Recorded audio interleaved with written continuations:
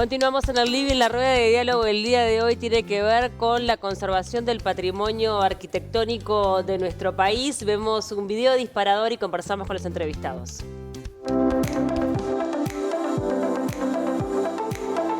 El patrimonio es el conjunto de bienes culturales, naturales, materiales e inmateriales que posee un país, una región o una comunidad. Estos bienes representan la herencia histórica, artística y cultural de un lugar y son de gran importancia para la identidad y el desarrollo de una sociedad. La preservación del patrimonio histórico es fundamental para proteger y valorar nuestra historia y cultura, y la gestión adecuada del patrimonio contribuye al fomento de la cultura y el turismo cultural, mientras que la conservación de monumentos y la restauración de edificios antiguos son formas de preservar la memoria histórica y salvaguardar el patrimonio arquitectónico. Para llevar a cabo la restauración de edificios antiguos, se requiere de un minucioso proceso de análisis y evaluación para determinar las técnicas y materiales adecuados para su mantenimiento y conservación. La protección del patrimonio cultural es un proceso que involucra a expertos en arquitectura, diseño y construcción, quienes trabajan cuidadosamente para garantizar que la estructura original se conserve lo más fielmente posible. La Comisión de Patrimonio Cultural de la Nación fue creada en Uruguay por la Ley 14.040 el 20 de octubre de 1971 y su objetivo principal es asesorar al Poder Ejecutivo en la identificación de bienes a declararse monumentos históricos, velar por su conservación y promocionarlos a nivel nacional e internacional. Uruguay cuenta a la fecha con 3 sitios declarados Patrimonio Mundial por la UNESCO: el barrio histórico de Colonia del Sacramento, inscripto en 1995, el paisaje industrial de Fraiventos, inscripto en 2015, y en 2021 se incorporó la Iglesia de Cristo Obrero y Nuestra Señora de Lourdes, más conocida como la Iglesia Atlántida. Los sitios declarados Patrimonio Mundial por la UNESCO ganan reconocimiento internacional, atracción turística, visibilidad en los medios de comunicación y ayuda en caso de riesgo y eventualmente asistencia económica para obras de preservación o restauración a través del Fondo de Patrimonio Mundial. ¿Cuáles son los principales desafíos que hoy tiene la conservación patrimonial en Uruguay? ¿Cómo se maneja el equilibrio entre conservación y modernización de las ciudades? ¿Son efectivas las medidas de articulación entre públicos y privados? Lo conversamos en la siguiente rueda de diálogo. Bueno, y para hablar sobre todos estos temas es que recibimos al arquitecto Salvador Esqueloto. Gracias por acompañarnos, un gusto enorme que estés por aquí. Un gusto. También estamos con la doctora Valentina Piquinela, abogada, también integrante de Patrimonio Activo. Gracias por el tiempo. Gracias a ustedes por la invitación. Y al arquitecto Augusto Alcalde, también integrante de Patrimonio Activo. Gracias por estar. ¿Qué tan importante es que se respete el patrimonio como para bajar a tierra y que la gente también en su casa tome conciencia de un poco lo que veníamos señalando en este video disparador, ¿no? De la identidad y del valor que tiene la preservación? Bien, yo creo que el concepto en sí mismo, si es el objetivo es que las personas se informen y debatan sobre esto, tiene dos miradas posibles, tiene muchas miradas, pero tiene 2 bases. Una que tiene que ver con lo técnico, lo arquitectónico, lo profesional desde el punto de vista del objeto que se tiende a proteger o el área, y otra es la definición normativa, el alcance que se le da a esos conceptos en las normas.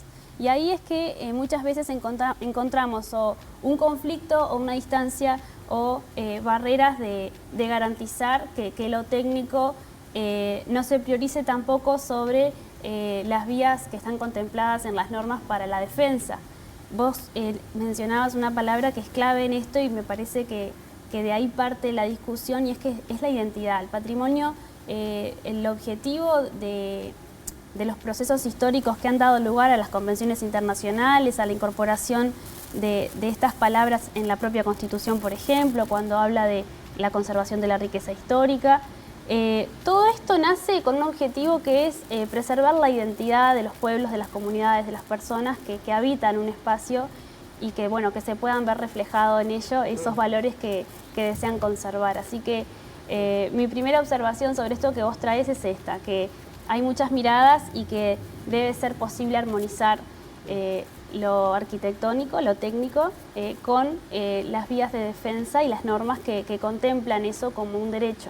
También a nivel gubernamental uno piensa en el ordenamiento territorial, ¿no? Cómo se estructuran las ciudades en pos también de lo que ya está instalado y hay que preservar, que sí, que no.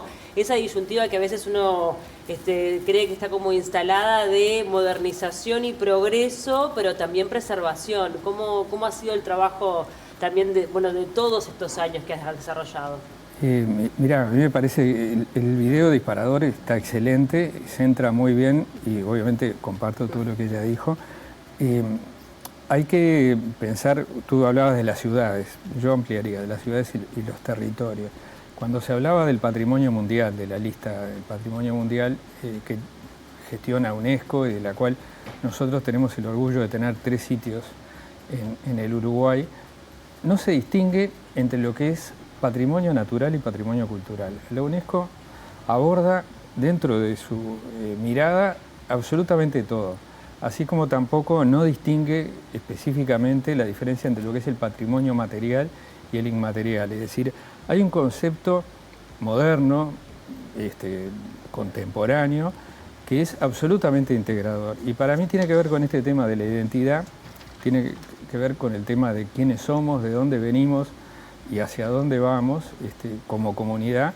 Y diría, para redondear y no ser muy extenso, tiene que ver también lo que hacemos o lo que dejamos de hacer, lo que tenemos bien resuelto y lo que no resolvemos bien, con un modelo de desarrollo, es decir, un modelo de país hacia el cual queremos ir. Si es un modelo que es cuidadoso, respetuoso, que valora los valores culturales, naturales, patrimoniales, o que no los toma en cuenta. Entonces creo que ahí es el centro un poco de la conversación en estos años, en estos meses y en estos días que han habido tantos temas en la agenda, ¿no? Totalmente. ¿Cómo es la articulación también con los privados, ¿no? Porque obviamente que cuando hablamos de patrimonio está en manos públicas y en manos privadas. ¿Cómo es que se da habitualmente este tipo de situación, asesoramiento, y se atienden estas situaciones que a veces se extienden en el tiempo y terminan quedando como a nivel burocrático, ¿no? Como en una situación donde el privado necesita una solución, tampoco de repente se da la agilidad por parte de los organismos del Estado? Bueno, justo estamos en un momento medianamente convulsionado, ¿no? Montevideo está siendo objeto de una serie de demoliciones que están siendo polémicas. Hablamos antes de otro momento de la historia cuando el arquitecto Arana tomaba un poco la posta en momentos de dictadura, ¿no? Que fueron bastante dolorosos en lo que tiene que ver con patrimonio arquitectónico. En un territorio que es tensionado, evidentemente hay intereses que son económicos en alguna medida, otros que son identitarios, y la administración está obligada a definir reglas de juego claras. En ese sentido, Patrimonio Activo inició ya en el año 2019 trabajando, primero denunciando una demolición bastante polémica, que fue la demolición del Club Naval en calle Soriano. A partir de ahí nosotros empezamos a trabajar en un inventario. La Intendencia, en aquel momento, el intendente interino de Icandia definió una medida cautelar y empezamos a trabajar. Ese proceso que está cerrando ahora demoró muchísimo tiempo y nosotros, de alguna manera, con un recurso parlamentario, no es que impugnemos el decreto, no es que vayamos en contra de ese decreto, pero sí decimos que hay cuestiones que están mal. Y eso va en la línea de lo que tú decías. Tanto el privado como la sociedad, en este caso la sociedad civil que me toca representar a mí como secretario general, tiene que definir un punto de equilibrio sano para que se preserve la identidad y que la ciudad siga su crecimiento natural y se puedan dar las inversiones que Montevideo y el país necesita. Totalmente. ¿Y qué pasa cuando hay como líneas que son difusas, ¿no? Como lo que pasó en su momento con San Rafael, que yo lo comentaba y lo ponía de ejemplo, donde no está declarado patrimonio, pero que forma parte del patrimonio del departamento de Maldonado. Hay muchos casos de ese tipo, donde de repente no hay una constatación o una declaración, pero tiene un valor para su entorno. Sí, no sé, sobre eso yo podría decirte, bueno, muchas cosas que he aprendido en este proceso de acompañar a la asociación cuando traen reclamos y hay que encontrar una forma jurídica para hacer llegar ese reclamo que tiene la sociedad civil. El problema de las demoliciones es que marcan un quiebre con las personas que habitan el lugar. Esto es un derecho colectivo y es un derecho colectivo, se llama así, se define así porque no puede ser uno el titular que lo represente, no es individualizable en una persona física concreta, sino que les pertenece a un grupo, aunque pueda ser determinado, no es un derecho individual.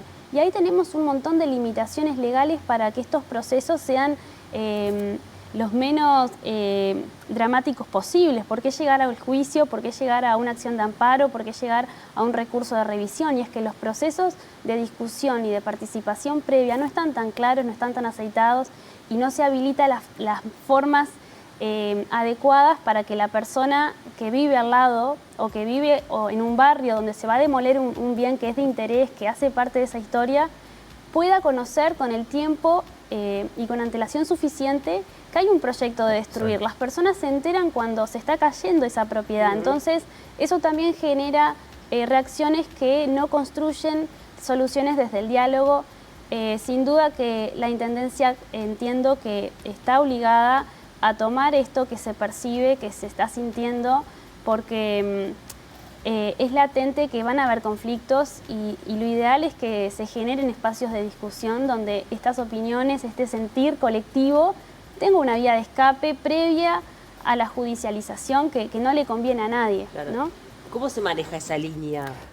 Bueno, a mí me parece que es muy importante, ellos son representantes de una organización no gubernamental, de la sociedad civil, la movilización de la sociedad, porque eso genera condiciones para que después las políticas públicas o la acción de los organismos se modifique, se adecue.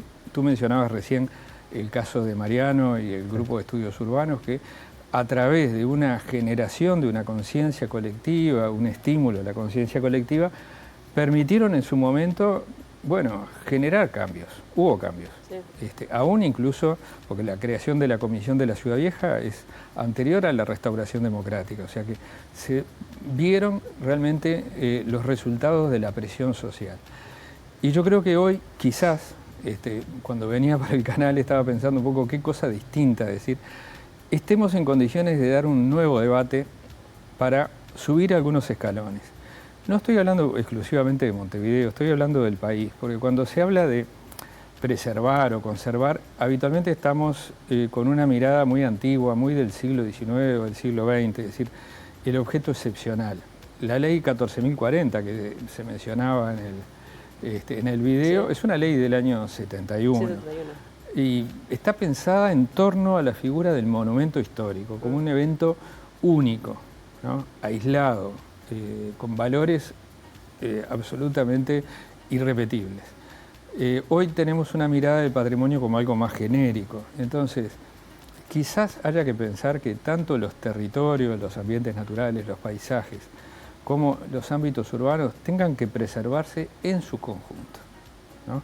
Que lo normal sea la conservación y que lo excepcional sea la sustitución. Y haciendo un poco una ironía... Pero sí, eso no iría en detrimento de lo que pueda llegar a algunos suponer como la modernización o la necesidad de la actualización de una ciudad. A eso iba. Hoy los chiquilines cuando ironizan con algunos temas dicen, tú no estás preparado para esta conversación, ¿no? Pero tal cosa. Entonces podemos decir, ¿la sociedad uruguaya está preparada para esta conversación? Yo creo que sí. Alguien la tiene que plantear, ¿no? Porque obviamente, tú lo sabes mejor que nadie por tu profesión, hay un derecho constitucional a nivel más explícito, que es la propiedad privada, que solo puede ser afectada o condicionada por motivaciones de interés general, ¿no? Que estén debidamente fundamentadas. Es decir, sin embargo, hay avances legislativos, la propia Ley de Ordenamiento Territorial que tú mencionabas establece la función social de la propiedad, ¿no? Entonces, ahí creo que tenemos algunas claves y esa ley está pacíficamente aceptada y en aplicación desde el año 2008. No tanto. Bueno. Nosotros tenemos ahí un diferendo con un artículo que justamente tratando de hacerlo más. Bueno, pero no ha sido cuestionada formalmente, por lo menos. Formalmente, pero nosotros justamente en los estrados. Una vez salgamos de todo este periplo judicial, que no sabemos exactamente qué fin va a tener. Ojalá, esperamos que sean positivos para los intereses generales. Nosotros tenemos una serie de baterías de cuestiones que no con una verdad absoluta, sino para discutir. Entre ellas el mayor aprovechamiento. El mayor aprovechamiento hay cierto consenso en la organización civil de que es un instrumento que establece un mensaje un poco contradictorio, ¿no? Que para que todos entiendan, ese mayor aprovechamiento define que a través de un pago, un privado puede tener una excepción a la norma. Y entre otras cosas eso genera un modelo de ciudad en el cual el más rico, el que tiene más recursos, puede obtener excepciones a la norma. Me parece un mensaje político institucional un poco complicado. Otra de las cosas que nosotros entendemos que amerita una discusión por fuera de la 18.308 es darle publicidad a los permisos de construcción. En este caso de la demolición de Julio Herrera y Rexig, que hay ahí un diferendo en cuanto a si está o no incorporada la avenida en el decreto. Nosotros entendemos que sí, porque lo dice a texto expreso. El no darle publicidad a ese acto de demolición total, de alguna manera coarta la posibilidad de vecinos o la sociedad civil de presentarse a la Intendencia a... Eso de la publicidad es muy interesante. Muy interesante, sí. Igual yo creo que lo que tú mencionas del mayor aprovechamiento, que es un tema muy técnico, creo que es un bastardeo de la norma, porque en realidad ese pago que hace un privado por un mayor aprovechamiento que le concede la administración es el resultado, no es el objetivo. El objetivo es una modificación cualificada del plan que solo es aprobada por el intendente y por la Junta Departamental. Estamos hablando de Montevideo, sí, ¿no? Sí. Acá esto es una cuestión de alcance nacional. Si hay una propuesta que tiene mérito, si la propuesta no tiene mérito, no debería ser aprobada, ¿no? Esa es Pero el mérito no está atado a la inversión, a lo económico. Bueno, ahí es donde entran a jugar, yo digo, claro, factores que bastardean. Una cosa que puede decir un mérito tiene que ver porque tiene un bien común, exacto, un bien social, que es una interpretación más favorable a determinados negocios que a otros objetivos sociales, urbanísticos o ambientales, claro, o como se quiera decir. Bien. Vamos a sumar otra mirada, ya te doy la palabra, pero vamos a pasar la nota que desarrollamos a Ramiro Rodríguez. Él es fotógrafo e investigador, integrante del grupo de vecinos El Parque No Se Va, una iniciativa de vecinas y vecinos convocados para la defensa del parque y edificios de la ex Facultad de Veterinaria.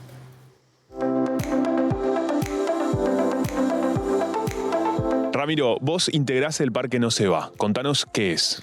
Mira, El Parque No Se Va es un grupo de la sociedad civil que surgió a mediados del año pasado, 2024, a partir de que la Dirección de Planificación de la Intendencia de Montevideo anuncia el envío de un proyecto para fragmentar el parque y aprobar la realización de torres en este espacio que desde 1908, estamos hablando del parque de la ex Facultad de Veterinaria, 6 hectáreas de propiedad pública desde el año 1908, que entonces pasarían mayoritariamente a manos privadas para un fin bien distinto al que hemos disfrutado hasta el presente y del que podríamos disfrutar. Entonces, este grupo de la sociedad se constituye de forma espontánea justamente para la defensa, para la protección de un patrimonio que entendemos que desde el punto de vista social, cultural e histórico es fundamental, es parte de nuestra memoria, es parte de la memoria de la educación terciaria en el Uruguay, pero además es un punto relevante dentro de las áreas verdes de Montevideo. Pensemos que junto con los cementerios en el Buceo, el Parque de los Aliados y Villa Dolores conforma un sistema que es fundamental a la hora de pensar en estas ciudades resilientes, estas ciudades que puedan adecuarse a aquellas exigencias que impone el cambio climático. Por lo tanto, entendemos que de todo punto de vista es fundamental que la sociedad civil empoderada haga uso de los derechos que tiene, que la asisten, y trabaje para que esto, digamos, continúe con la vocación, podríamos decir, que tiene desde 1908 por lo menos. ¿Cómo fue para ustedes esto de juntarse, ¿no? En lograr, bueno, agruparse, un fin en común, el vínculo entre ustedes también, cómo ha sido y cómo es organizarse? Bueno, es un desafío hermoso el de encontrarse. Algunos ya veníamos trabajando en otros grupos de sociedad civil, pero también nos juntamos de forma espontánea a través de Instagram, de Facebook, de grupos de WhatsApp, con gente del barrio y de otras personas de otros barrios de la ciudad. Yo, por ejemplo, no pertenezco a esta zona, porque entendemos que son temas de escala urbana, que son afectaciones de escala urbana por su porte, que cambian la naturaleza de uso de esta área de la ciudad y que entonces no son como colocar un semáforo en una esquina o unas hamacas en una placita, sino que tienen una gravedad, una importancia y es empeñar el futuro uso público y en este caso en favor de un emprendimiento privado de vocación absolutamente ajena a aquella que entendemos que debe tener la Universidad de la República, así como la Intendencia de Montevideo. ¿Y qué respuesta tienen? Por un lado, quizás de parte de las autoridades o de la Intendencia, y también en la gente, ¿no? ¿Qué eco sucede en el resto de la población? Bueno, a nivel ciudadanía es muy importante la adhesión a nuestra iniciativa. De hecho, hemos tenido muchísimas reuniones. En el Día del Patrimonio hicimos 2 jornadas de recorrida y de puesta en conocimiento de la población sobre esta problemática. Asimismo, nos reunimos con la Defensoría de Vecinos y Vecinas de Montevideo en una reunión que tuvo casi 100 personas en la zona de Villa Dolores, es decir, aquí muy próximo. Hay una discusión importante a nivel barrial y luego nos hemos reunido también y primariamente con las autoridades. Nos reunimos con el entonces rector de la Universidad, Rodrigo Arim, y su equipo. Bueno, los argumentos que ellos manejaban eran meramente económicos y nosotros entendemos que la Universidad de la República tiene otro papel que no refiere a mercantilizar el territorio, sino a crear conocimiento, a crear determinadas formas de pensamiento que van en favor de privilegiar lo común y no lo restrictivo. También nos reunimos con la Junta Departamental, sea con la Comisión de Planeamiento, así como con los ediles de forma individual y con las bancadas. Es decir, venimos tratando de generar ese diálogo, de impulsar ese diálogo que entendemos que luego, además de habernos reunido también con los 4 candidatos al rectorado de la Universidad de la República y sus equipos, que comprometieron el interés a pensar en volver a discutir este tema, que fue superficialmente tratado por el Consejo Directivo Central de la Universidad de la República. Bueno, justamente sumar argumentos, democratizar la discusión, ampliarla, enriquecernos mutuamente, sociedad civil y las instituciones involucradas para pensar un futuro común. Bueno, ahí un poco lo que ya veníamos hablando, el involucramiento de la sociedad civil, de las organizaciones, de los vecinos, que de alguna forma son los que ponen el tema arriba de la mesa y que terminan generando este grado más profundo de reflexión. Uno se pregunta si deberían ser los vecinos o ya debería estar un poco dado por las autoridades. Me quedó pendiente de darte la palabra. Sí, bueno, simplemente a modo de conclusión en esto que vos traías de, bueno, cómo resolvemos el enfrentamiento aparente entre el privado y lo común, y a mí me parece que ahí falta otra pregunta, porque cuando nos referimos al privado pareciera que el privado solamente es la empresa constructora o el que desarrolla un proyecto inmobiliario en un lugar que es de uso público o que es de uso privado, pero hay otros privados que tienen una simetría de poder que no están siendo contemplados por la Intendencia, que tiene el deber, que tiene la obligación de garantizar que ese espacio también sea protegido. Me estoy refiriendo precisamente a los linderos, a los que están enfrente, a una situación de demolición,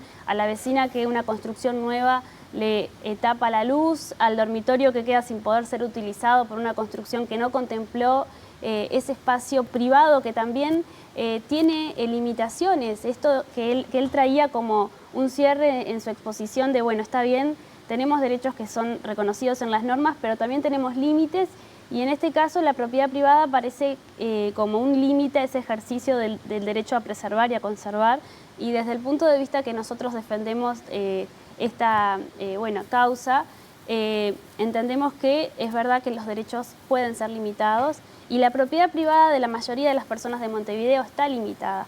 Ninguna persona puede levantar un muro donde la Intendencia no autoriza o poner el aire acondicionado en el frente de la propiedad horizontal. O sea, hay limitaciones que tienen que ver con garantizar el pleno goce de los que conviven en ese espacio. Y esto lesiona el tejido social. Y es la mirada que a la Intendencia le falta. No se trata solamente de garantizar recursos, porque sin duda que los proyectos inmobiliarios dejan muchísimo dinero que es en favor de todos, porque después con ese dinero que se recauda se hacen un montón de obras y demás. No estamos hablando de que hay intereses espurios necesariamente o no vinculados a la población. El problema es que el tejido social y su descomposición en el territorio también causa problemas que deben de resolverse con dinero. Por ejemplo, la migración, la pérdida de identidad de las personas de muchos años viviendo en un lugar que se precariza las redes y bueno. Yo creo que el motivo de estar hoy acá para nosotros es abrir esa discusión y entender que no hay una oposición al desarrollo de Montevideo. Hay una oposición a ese desarrollo que incumple con la norma, porque la finalidad del ordenamiento territorial es el desarrollo sostenible. El artículo 3 de la Ley de Ordenamiento Territorial dice que todos los instrumentos de ordenamiento territorial deben de perseguir mejorar las condiciones de vida de las personas. Habitabilidad, esa es la palabra que utiliza. Entonces, eso es un concepto que tiene que tener garantías para su defensa, porque está escrito en la ley, no es meramente programático. Y en ese sentido es que vemos ausencia de participación y ausencia de miradas desde la fiscalización y el poder de policía que tiene la Intendencia para, a pesar de los permisos que podrían darse, porque no son espacios protegidos o patrimoniales, colocar allí una mirada de impacto en el territorio que trasciende a la limitación de custodia meramente patrimonial en los textos de conservación, ¿no? Para hablar claramente, hay normas que dicen cuando una zona, un área o una casa está protegida con un grado de protección específico. Está bien, hay zonas y áreas donde esa limitación no existe, pero eso no significa que su destrucción no traiga aparejado impactos que deben de ser observados por la autoridad municipal. Lo que hablábamos un poco allí de lo que es esa línea un tanto difusa. Ahora, ¿qué tan lejos es y qué tan posible es tener esa mirada a mediano o largo plazo? Porque, bueno, obviamente hablamos de ese beneficio económico, de las grandes inversiones que son necesarias y que en definitiva también mueven a la ciudad. ¿O no? ¿O no? A ver. Yo creo que, por eso digo, nos merecemos una discusión en profundidad. En estos últimos meses, semanas, se difundieron, por ejemplo, las proyecciones del INE sobre la población del Uruguay, ¿no? Hacia el 2070 vamos a ser 400.000 uruguayos y uruguayas menos, ¿no? Sí. Estamos necesitando... Y con el aumento de la inteligencia artificial, la expectativa de vida aumenta más. Estamos necesitando incrementar, por ejemplo, la superficie urbanizada. No estoy hablando únicamente de Montevideo y la región metropolitana, ¿no? Que es parte, digamos, del complejo más sólido, digamos, más robusto de desarrollo inmobiliario. Estoy pensando en las localidades medias, las capitales departamentales. ¿Es necesario seguir desarrollando determinado tipo de proyectos? Creo que nos merecemos un análisis.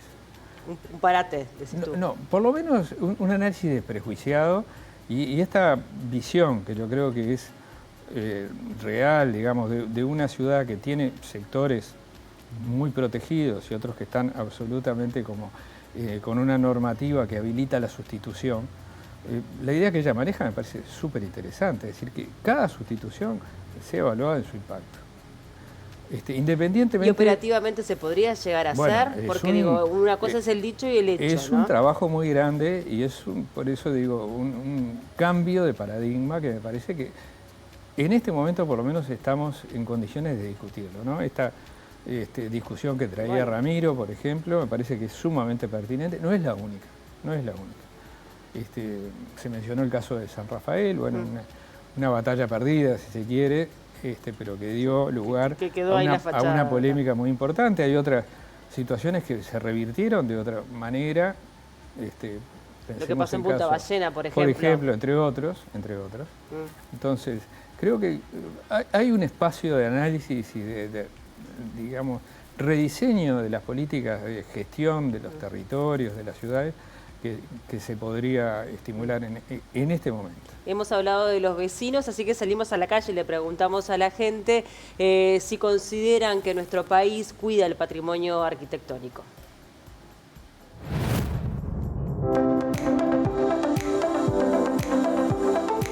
Parece muchas veces las autoridades que tendrían que cuidar más el tema del patrimonio, no hacen el trabajo debidamente, no está propiamente cuidado, como tendría que ser. Hay que proteger más el patrimonio arquitectónico, sí. Sí. ¿Sos de disfrutar la ciudad? Sí, la ciudad sí, principalmente la ciudad vieja. Algunos sí, otros no. Algunos están medio abandonados, otros lo están como edificando otra vez, pero algunos, digamos. ¿Es algo que te preocupa a veces cuando ves que se tiran acá abajo quizás esas casas con esas historias, esas casonas? A veces es necesario porque puede ser un peligro para que se puede derrumbar la estructura, pero bueno, a veces es necesario, a veces no es necesario, solamente lo hacen para volver a edificarlo. Hay casas re lindas que a mí me hubiera gustado que se queden, pero bueno, se hacen muy seguido lastimosamente, pero está. ¿Es algo que las preocupa? ¿Disfrutan del patrimonio que tiene la ciudad? A mí sí, bastante. Sí, me parece súper lindo las casas. Lindo y a veces hay cosas que me gustaría conservar, pero están como constantemente renovando. Y aparte también es porque se vuelven viejas y ya no son estables. O sea, eso lo entiendo, pero podrían cuidar algunas cosas. Claro. Sí. Se podría proteger un poco más, digamos, ese patrimonio. Y sí, yo creo que con cuidado se podría. Y que hay casas que me parecen súper lindas y que, no sé, me gustaría seguirlas viendo, pero da. Y esto que a veces incorporan quizás a esa casa un edificio y las cosas juntas, ¿no? Como que se hace una fusión. ¿Les gusta? Queda medio raro eso a veces. Sí, o sea, queda como, no sé, medio desliberado todo, no sé. Bien. Pero está, también entiendo lo de los apartamentos. Mucho más comercial todo eso, pero está. Justamente soy plástica en Libramento, me recibí 5 años. Y ahora voy al taller del profesor Luciano Riestra, argentino. Y la verdad que eso, si bien es un tema que nos incumbe a nosotros, me queda un poco difícil, por decirlo así, de decir si sí o no. Desde el punto de vista artístico, te puedo decir que hay algunos que sí, que conservan, y hay otros que por diferentes índoles, vaya a saber por qué, que no se restauran, pero no siempre depende de que no cuiden o no. A veces hay otros problemáticas de fondo que uno es demasiado crucial decir, mire, no cuidan, o decir si cuidan. Claro. A mi entender, hay que lo cuidan, pero hay mucha gente que no. Creo que no, porque han derribado edificios que yo decía, como aquel de Avenida Italia y cosas así. Creo que acá no se respeta y no se le quiere, no hay como una sí, como un amor al patrimonio, a lo nuestro, a lo viejo nuestro. Claro. ¿Y la gente en general no tiene ese cariño, ese amor, o es una cosa más desde las autoridades? Yo creo que es más de las autoridades. Yo creo que el pueblo en general, por lo menos yo soy pueblo, sí. y me gusta que conserven las cosas. Las autoridades son las que tienen que ayudar y acá el patrimonio histórico no se respeta. No tenemos historia nosotros, no tenemos. Acá nos tiran abajo edificios, no importa. Eliminaron los tranvías, en otros países existen los tranvías, existen los trolebuses, acá no. Por el modernismo decían que era, pero no lo modernizaron. El transporte no lo modernizaron, no hay historia acá, no tenemos historia. Sin duda somos un país joven, pero ya tenemos una historia, un recorrido. ¿Hemos perdido mucho? Hemos perdido mucho, pero tenemos un patrimonio amplísimo. No solo en las ciudades, también en el medio rural. Tenemos paisajes extremadamente valiosos que también están amenazados. Por eso creo que hay que pensar un poco afuera de la caja. Hay condiciones. El Uruguay tiene justamente una característica, lo dice la gente, hay yo diría, una predisposición positiva de la población que obviamente requiere mejores instrumentos que los que hoy tenemos. Estábamos hablando de la ley 14.040, hay mucha literatura escrita, hay borradores, propuestas, anteproyectos de nuevas leyes de patrimonio que no han prosperado, pero creo que se necesita una actualización normativa, pero también se necesita una voluntad de gestión distinta a nivel nacional y de cada uno de los ámbitos departamentales y locales, y creo que eso va a encontrar un eco positivo en la población, porque es algo creo que estamos moviliza. casi todos de acuerdo, ¿no? Sí, en eso y en esa necesidad de la preservación de nuestra identidad, en definitiva. Una reflexión final les voy a pedir antes de cerrar. Bueno, es un poco difícil porque es un tema bastante amplio, pero simplemente pensar, ¿no? Nosotros ahora estamos, de alguna manera, no sé si innovando, pero habiendo agotado la vía administrativa, recurriendo a instrumentos legales. ¿Qué hubiera pasado si esto se hubiera hecho hace 60 años? Claro. Imagínense, no sé, la Rambla de Pocitos, con aquellas casonas espectaculares, hacimacos todavía en pie, o sea, sin perjuicio de que estamos de acuerdo con lo que dice Salvador, que hay un espacio de oportunidad y sigue habiendo mucho patrimonio por trabajar, el momento es ahora y es apremiante. Nosotros no podemos esperar 5 años más. Tenemos toda la disposición y hay gente muy capacitada, con mente abierta para poder trabajar en estos temas con una visión amplia. Bien. Valentina. Bien, yo no tengo la bondad de resumir como Augusto, pero voy a tratar de hacerlo. Creo que el mensaje que queremos trasladar desde el punto de vista jurídico y legal es que hay herramientas legales que están a disposición de la sociedad civil, que quienes tengan interés en conocer qué es ese proyecto que se está desarrollando en su zona, en algo cercano al espacio donde transita su vida, que se informe, que acceda a recursos que están disponibles, porque justamente esto es un derecho y como derecho pierde la eficacia y su existencia si no se activan mecanismos para garantizar el goce. Y lo que pretendemos es difundir eso, que esto es un derecho que no pretende anular ningún otro, sino que se coloque dentro de ese análisis de ponderación donde es necesario convivir. Esto es el ambiente es más que lo estético, es más que lo arquitectónico, es el escenario donde se desarrollan las relaciones y la vida, y ahí ese es el objetivo de protección que tiene las normas y que tiene nuestra Constitución, que desde ahí emana, desde la obligación de preservar y conservar, es que se leen las demás potestades que tienen, tanto los privados como las autoridades municipales. Es necesario armonizar y cuando no se pueda, bueno, también relevar y hacer público esa imposibilidad de armonizar el desarrollo con lo que ya existe. Claro. Así que mi reflexión final es esta, que hay mecanismos legales de acción que permitirían que en esto de conectar con otros también, nazcan nuevas fortalezas en esta participación comunitaria. En eso de involucrarse, ¿no? En definitiva, exacto, como integrantes de cada una de las ciudades. Tú señalabas, Salvador, es momento de parar, de pensar. ¿Será prioridad?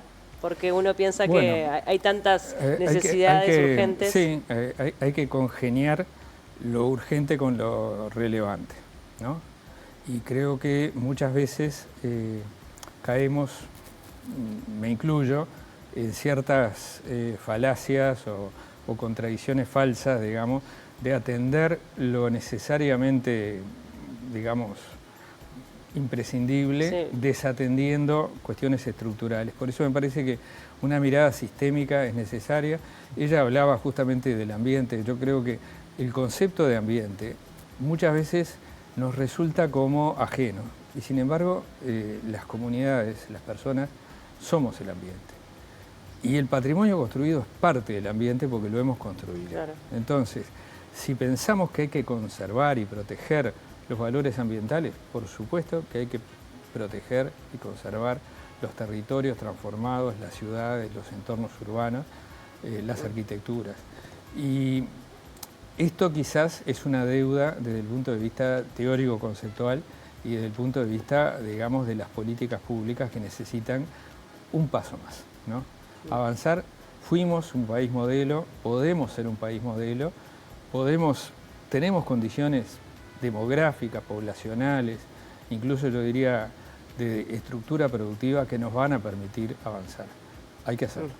Gracias a los tres por acompañarnos, fue un gusto enorme recibirlos. Gracias. Hacemos una tanda, enseguida venimos.